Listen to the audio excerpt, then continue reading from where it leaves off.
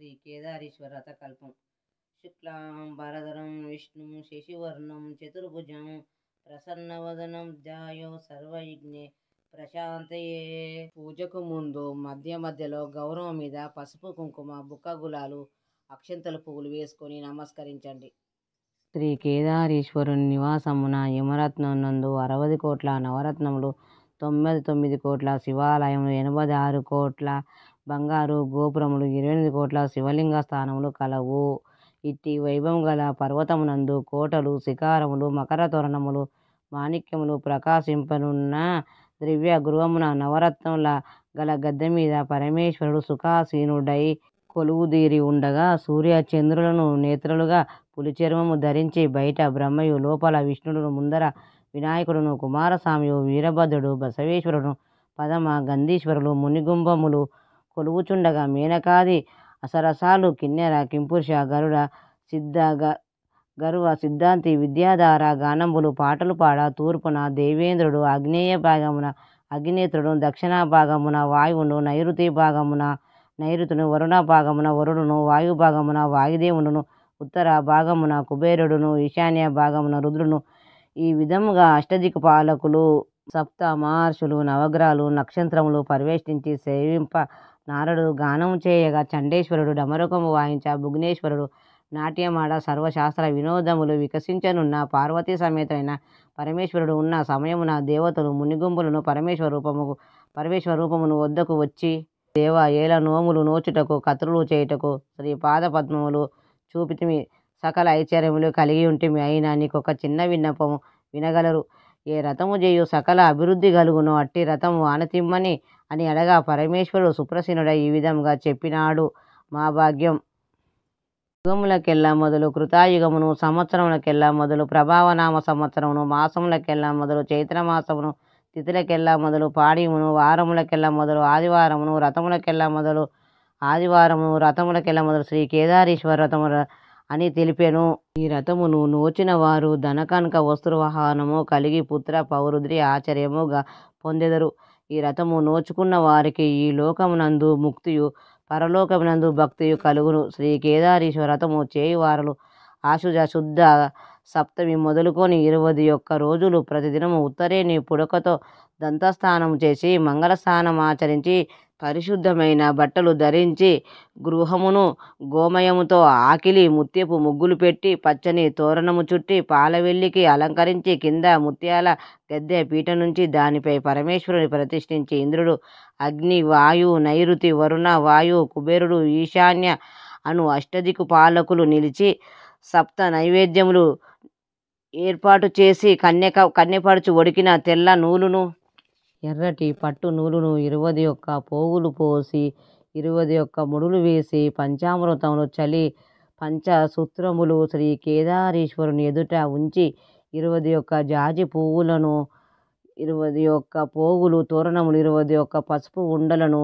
21 గంధపు ఉండలను, 21 బెల్లపు ఉండలను, 21 గుగ్గిల పుండలను, 21 పోకలను, 21 ఆకులను, 21 పంచ భక్ష్యములు, కస్తూరి మొదలగు పరిమళ ద్రవ్యములు శ్రీ మహాదేవునికి సమర్పించి, పరివార దేవత సమేతుడైన పరమేశ్వరుని సువర్ణ పుష్పములు మొదలగు పూజ ద్రవ్యములచే పూజించి, పంచభక్షములు నివేదము చేసి 21 మార్లు దండంబు పెట్టి శ్రీ కేదారేశ్వరుని ప్రార్థింపవలయును. మా భాగ్యం.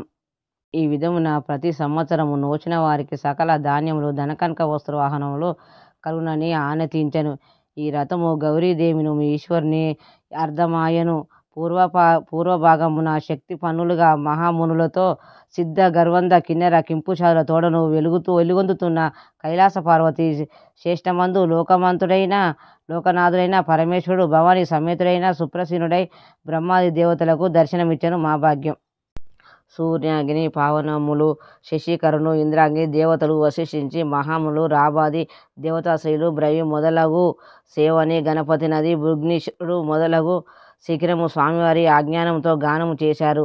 అట్టి గాన శ్రవ్యంబున మేనకాదులు వినాది నృత్యము చేశారు. చక్కని చుక్కయగు రంభ అందరినీ రాజిల్ల చేసి నృత్యము చేసింది. ఆ సమయంలో భుగ్నేశ్వరుడు భక్తిపరుడు వికటముగా అసక్తముగా నృత్యము చేశాడు. పార్వతీ కైలాసపతి యొక్క పూర్వభాగమునందుండెను. మా భాగ్యం. ఆ వికట నృత్యం వలన మీ కుటుంబమైన ఆశయము అంతటా వ్యాపించి పర్వతములంతా సకల సకల ధ్వని కలిగి సదాశివుడు ఆ నాట్య సహానముకు ప్రసన్నుడైనాడు. భృగ్యుని అందరూ ఎన్నెన్నో ఎన్నెన్నో భుగ్నించి పార్వతీదేవి వదిలి ఈశ్వరుని మంత్రము ప్రదక్షిణము చేశాడు. ఈ వింత పరివారమునకు పార్వతి చెప్పిందని ప్రాణబల్లవ ఆ భుగ్ని ఋషి నిన్ను విడిచి మీకు మాత్రమే ప్రాదదక్ష చేశాడు. కారణమేమిటని అడగా శివుడు, ఓ దేవి, పరమార్థ విందులుగా యోగులు నీ వలన ప్రయోజనము కలిగిందని నాకు మాత్రమే నమస్కరించారు అని చెప్పాడు. శివుని మాటలు విన్న పార్వతి కోపించి ఆ ప్రతి అందున తన శక్తిని అర్థించుకొనగా ఆ స్వామి విశిష్ట మాత్రమే ఉన్నాడు. వికటముగా కొద్ది రోజులుగా ఉన్న ఆమెను దేవతలు ఊరేగించుచున్నప్పటికీ వినిపించుకోకుండా కైలాస వదిలి సర్వశ్రేష్టమైన గౌతము ఆశ్రయము చేసిరి.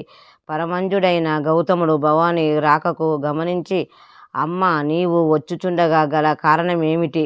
దేహం వ్యాపించుట అది వ్రతము ఉపదించుకొని పార్వతీదేవి అడిగింది. ఓ భగవతి, శ్రీ కేదారేశ్వర వ్రతము విశిష్టము కలదు.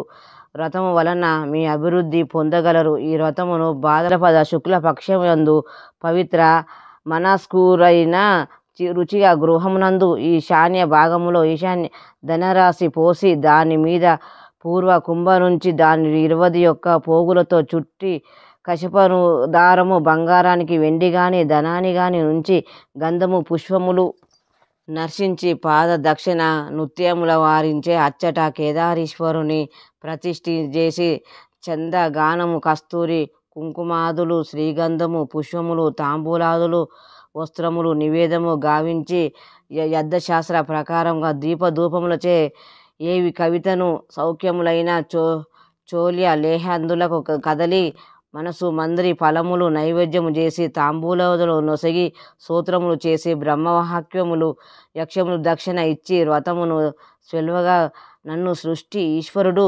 మనసృప్తిని చేసిన ఎడల పితృడై యువ సంభాషణుడు నీవు కోరిన వరము లింగయాగము కని చెప్పగానే కత్యానీయము యటుల అని ఆచరించను. మా భాగ్యము. అంతా పరమశివుడు సుప్రసీనుడై దేవగణముతో వచ్చి నా శరీర అర్ధభాగము నీకు ఇచ్చదనని కాత్యాయనికి వరం ఇవ్వగా ఆ పార్వతీ సమేతుడైన శంకర దేహార్థం పొంది లోకగ్రహణము చేయదలిచి తన ప్రతియగు పరమేశ్వర శివునితో ఈ వ్రతము చేయువారు సకలాభివృద్ధికి కలుగునట్లుగా అనుగ్రహము ఇచ్చినట్లయితే స్వర్ణులు ఆచరించగలరు అనగానే శివుడు సుప్రసీనుడై తదస్తు అని శివలోకమునకేగెను.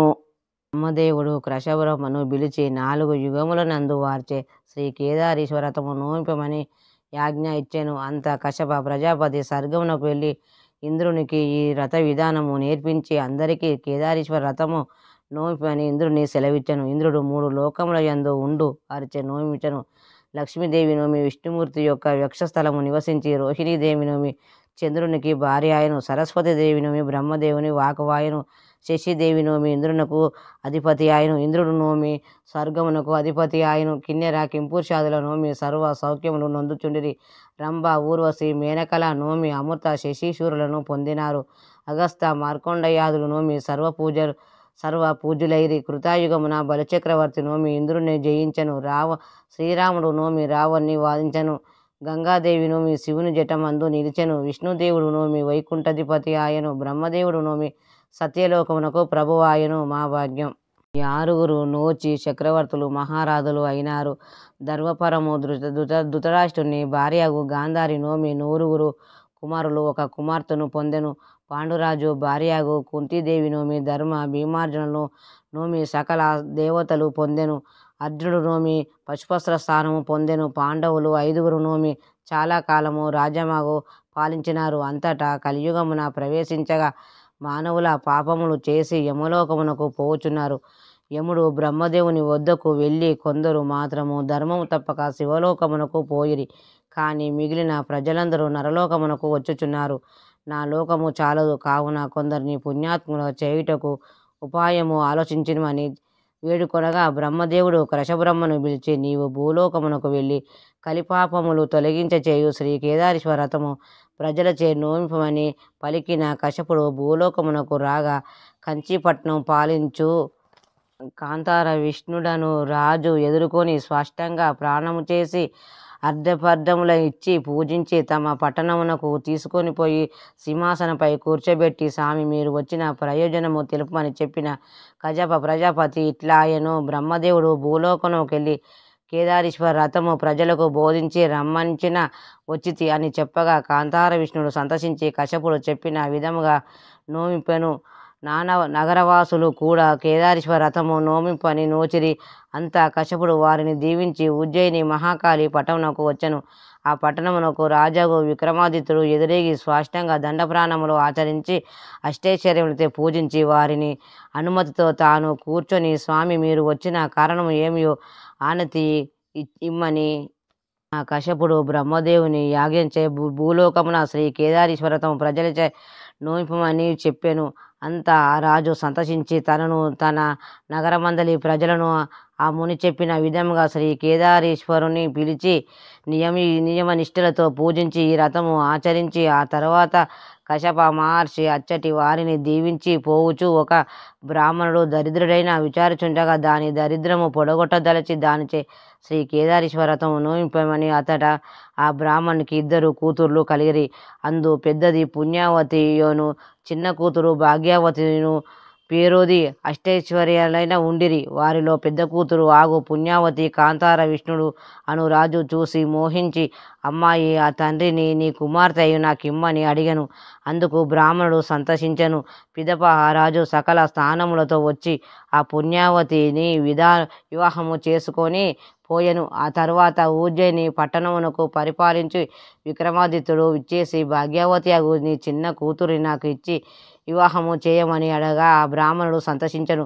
పిదప విక్రమాదిత్యుడు సకల స్థానములతో వచ్చి భాగ్యావతిని వివాహమాడి తీసుకొని వెళ్ళెను. అంతా ఆ బ్రాహ్మణి కూతుర్లిద్దరు శ్రీ కేదారేశ్వర రథము ఆచరించినందుకు వలన సకల ఐశ్వర్యములు తొలదూగిచుండిరి.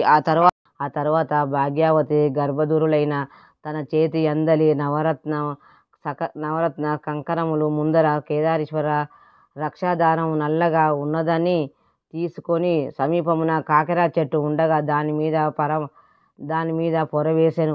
అది మొదలు ఆ చెట్టు పువ్వులతో పిందెలతో లెక్కలేని కాయలతో ఆ పరమదేవుని భాగ్యావతి శరీరమున పుండ్లు ఏర్పడి చీము నెత్తురు కారుచుండెను. ఈ విధంగా భాగ్యావతికి బాధ అధికంగా చేసి రాజు సహించలేక ఆమెను ఇంటిలో ఉండనీయక ఆ ఊరు నుండి వెలగొట్టెను. అంతా ఆ కాంత అడవిలో అధికంగా కష్టపడుచు దుర్వాస మహాముని యొక్క ఆశ్రమమునకు చేరెను.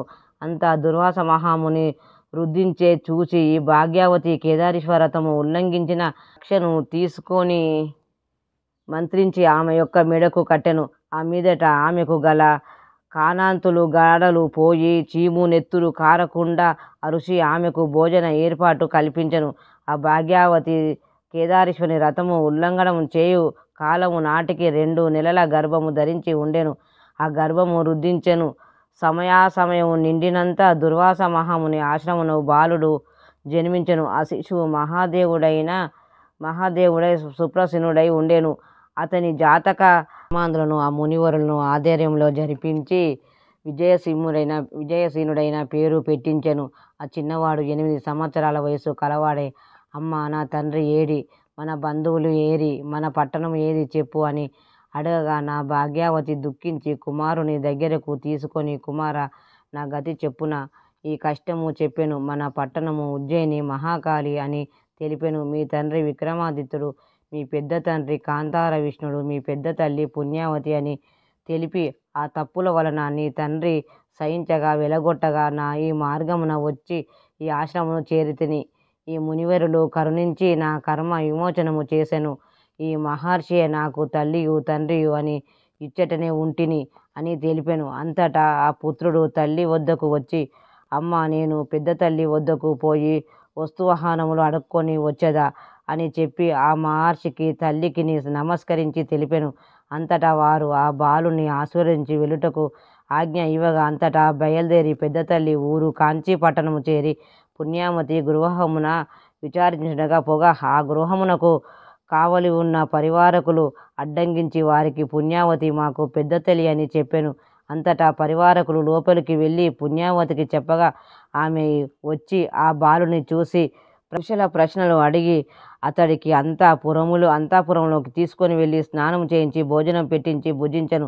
తర్వాత ఆ బాలునితో నీకు ఎంత కష్టం వచ్చెనో ఇన్ని రోజుల నుండి రాకపోతిరి అని విచారించి అతన్ని కొన్ని దినములు ఉంచుకొని పిమ్మట ఆ బాలునకు వెళ్చుండగా సెలవు ఇమ్మని పెద్ద తల్లిని అడగా ఆమెను చాలినంత ధనం ఇచ్చి ఆ బాలునికి వెండి బంగారం ఇచ్చి పంపెను. అంతటా కేదారేశ్వరుడు కోపించి దారిలో ద్రవ్యమంతా మాయం చేసెను. దానికి ఆ చిన్నవాడు దుఃఖపడుచు తిరిగి పెద్ద తల్లి వద్దకు పోయి జరిగిన వృత్తాంతము చెప్పెను. అది విని ఆమె పిల్లవానితో నీవు చింతపడవద్దని చెప్పి కొన్ని దినములు ఉంచుకొని మరల కొంత ద్రవ్యం ఇచ్చి పంపెను. అంతటా ఆ బాలుడు కొంత దూరం వచ్చి ఆకలి వేయగా అచ్చట ఒక కొలడు ఉండగా దాని గట్టున ద్రవ్యము పెట్టి భోజనము చేయుచుండగా వాయుదేవుడు వచ్చి ద్రవ్యమంతో పడవేశాను. అంతటా ఆ చిన్నవాడు దుఃఖించి తిరిగి వచ్చి కంచి పట్టణముకు చేరింది. తన పెద్ద తల్లి జరిగిన స్థితి మొత్తము తెలియచేసెను. అది వినిన ఆమె వానిని కొన్ని దినములు ఉంచుకొని మరల కొంత ద్రవ్యం ఇచ్చి పంపెను. అంతటా ఆ బాలుడు వచ్చుచుండగా త్రొవ్వలో కొందరు దొంగలు అతని వద్దనున్న ద్రవ్యమును దోచుకొని పోయినారు. దానికి వాడు దుఃఖపడుచు ఏది తోయక విచారపడుతుండగా నోమిన వారిని నోము కాదు నోమిన వారి ఈ విధముగా కష్టములు కలుగునని ఆకాశవాణి పలికెను.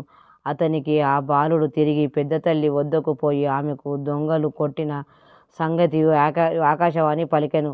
మాటలు చెప్పిన ఆకాశవాణి పలుకులు గురించి పెద్దలతో విచారించుండగా వాళ్ళు ఆలోచించి ఈ బాలుని తల్లి ఏ రథమునైనా ఉల్లంఘించడం వలన ఉండునని తెలిపెను. అంతటా పుణ్యావతి ఆ బాలుడు చేసి నీ తల్లి కేదారేశ్వర రథము నోముచున్నదా అని అడగా దానికి ఆ చిన్నవాడు నాకు తెలియదు, ముందు ఏమి నోమినదో కానీ నాకు తెలియజెప్పినట్లు ఆమె నోమలేదని తెలిసెను.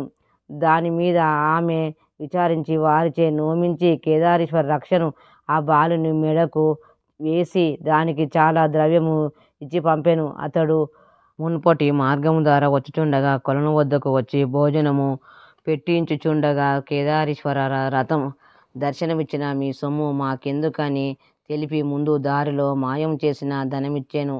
అది విని సంతసించి వచ్చుచుండగా వాయుదేవుడు దర్శనమిచ్చి మీ సొమ్ము మాకెందుకని వానికిచ్చెను. తిరిగి కొంత దూరము వచ్చుచుండగా దొంగలు కూడా మీ సొమ్ము మాకొద్దు అని తిరిగి ఇచ్చినారు. అందుకు వాడు మిక్కిలి సంతసించి వచ్చుచుండగా ఆ బాలుని తండ్రియగు విక్రమాదిత్యుడు వేటకై వచ్చి ఆ మార్గంలో బాలుని చూసి అతని తేజస్సును ఆశ్చర్యపడి అతడు ఎవరి కుమారుడో తెలుసుకోమని పరివారకులు ఆజ్ఞ ఇచ్చెను. అంతటా వారు అతని వద్దకు వెళ్ళి అతనికి వెలగొట్టి రాజు వద్దకు తీసుకొని వచ్చి మీరు ఎవరి కుమారులు అని అడగగా మా పెద్ద తండ్రి కాంతార విష్ణుడు, మా పెద్ద తల్లి పుణ్యావతి, మా తండ్రి విక్రమాదిత్యుడు, మా తల్లి భాగ్యావతి, మా పట్టణము ఉజ్జయిని మహాకాళి పట్టణం అని చెప్పాను మా భాగ్యం.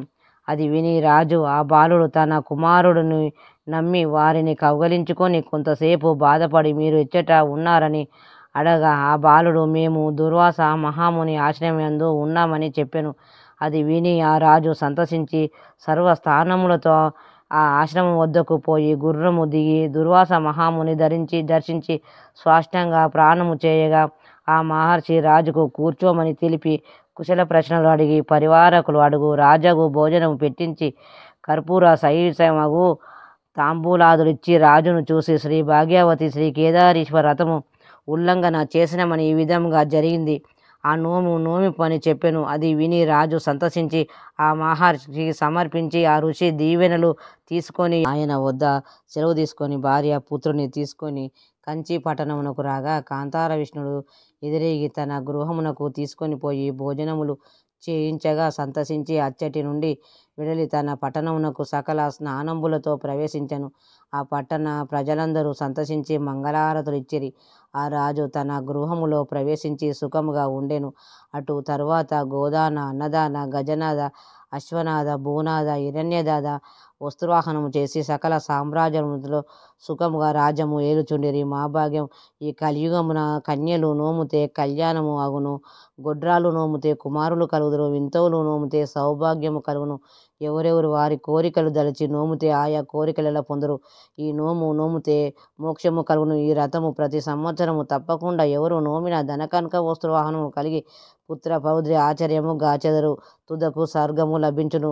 శ్రీ కేదారేశ్వర వ్రతమును పేరును గూడలు, వానంబులు, తాటకంబులు, బావులు, ధన నిక్షేపములు, అగ్రహారములు నిర్మించిన వారు సుఖముగా వినోదము జీవించుతుందురు. మా భాగ్యం. ఈ క్రమముగా వ్రతము తప్పకుండా నోమిన వారలు సర్వశాస్త్రి పొందుదురు. వ్రతము తప్పిన భక్తి తప్పదు. ఈ నోము ఎవరు నోమిన, ఈ కథ ఎవరు రాసినను, చదివినను, విన్నను ఆయు ఆరోగ్యాలు కలిగి పుత్ర పౌరుద్రి అభివృద్ధి జరిగి చంద్రతారకులుగా వర్ధిల్లుదురు. శ్రీ కేదారేశ్వర వ్రతము సంపూర్ణం. మంగళహారతి. మంగళము భువిలోని మనుజులకు నిచ్చేటి మంగళము కేదారి గౌరమ్మకు, మంగళము శివుని జట మందిరంబుననున్న మంగళం మా గంగ గౌరమ్మకు. జయ జయ మంగళం నిత్య శుభమంగళం. కనకరత్వపు చీర కమనీయముగా గట్టి కనకమైనట్టి ఆ కంచుకమున మణికారంబున మంచి మాణిక్యములు పెట్టి ఘనతరంబైనట్టి గౌరమ్మకు. జయ జయ మంగళం నిత్య శుభమంగళం. తాటకంబులు మంచి దగదగ మెరసేటి వాటంగా మెడతీగ వాసిగాను, ప్రకటంగా ముత్యాల బైరు కుచ్చుల నీటైన ముక్కెర నిజముగాను. జయ జయ మంగళం నిత్య శుభమంగళం. గుగ్గిలమై సాక్షి గుమగుమ వాసనలు నిగ్గుదేరిన మా నీలమ్మకు, ముగ్గులను ప్రాయుధులు ముందరను అందంగా గద్దెపైనున్న మా గౌరమ్మకు. జయ జయ మంగళం నిత్య శుభమంగళం. మల్లెలను మిల్లెలను మంచి విరజాయిలను అల్లి బిల్లిగ దండ అమరవేసి తల్లి అని మొక్కెదరు ధరణిలో ఎల్లప్పుడు చల్లగా మా గౌరీ దేవమ్మకు. జయ జయ మంగళం నిత్య శుభమంగళం. పండుటాకులు మంచి బాగుగా కొబ్బరియు నిండు వేడుకతోను నీలమ్మకు, అండబాయక భక్తుల ధరణిలందరిలోను దండిగా మా కొండ ధరణమ్మకు. జయ జయ మంగళం నిత్య శుభమంగళం. గారెలను బూరెలను కండ చక్కెరయు మెండైన నేతులు పెరుగు పాలు చారులను వడియములు చల్లని పాయసము కోడి గుమ్మడికాయ కొని తెత్తురు. జయ జయ మంగళం నిత్య శుభమంగళం. కంద వడియంబులను కాకెర కాయలను అందంగా పప్పియు అతి కూరలు పొందుగా ముందరను పొంకంగా పెట్టియు సందవేలను గౌరీ దేవమ్మకు. జయ జయ మంగళం నిత్య శుభమంగళం.